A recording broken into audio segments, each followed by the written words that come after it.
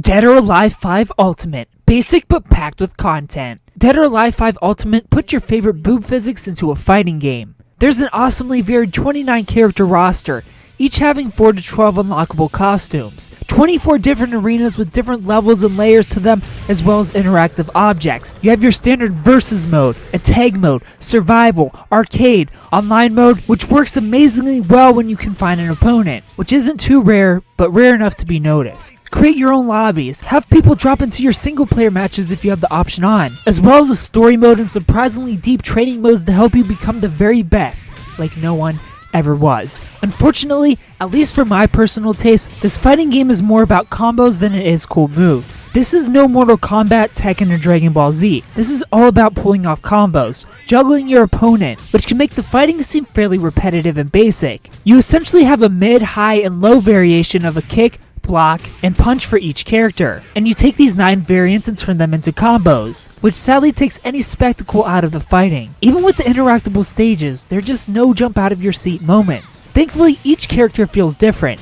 They all have their own martial arts style, and as a martial artist myself, it was quite satisfying pulling off strikes and grappling moves I was familiar with. This satisfaction due to familiarity made up for the pretty lifeless fights. But what isn't lifeless is this game's story mode. It's all about the 5th Dead or Alive tournament, at least I think, but then it's about a clone, and people from the tournament for some reason get involved. It's all over the place. I have no idea what went on in the story, but it was crazy and I enjoyed it. As you play through this impressively hefty 3-hour-long story mode, you get introduced to dozens of characters. This was my first Dead or Alive game, and I feel like the story mode did a perfect job of introducing these unfamiliar characters to me. The delivery of the story though, not so much. While I did find Dead or Alive ultimately fairly basic, it's full of content for fighting fans to sink their fists into. I give Dead or Alive 5 Ultimate a 7.5 out of 10. If you play Dead or Alive 5 Ultimate, tell me what you thought about it down in the comment section below. If you haven't played it, tell me if you plan on picking it up. Thumbs up if you liked the video, subscribe if you're new to the channel, and tune in Monday for First Impressions where we find out what game we're playing next. Thanks for watching.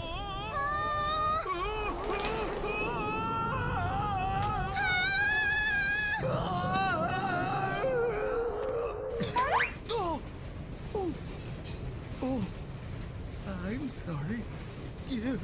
You really shouldn't sneak up on people. You want to fight me? Then bring it.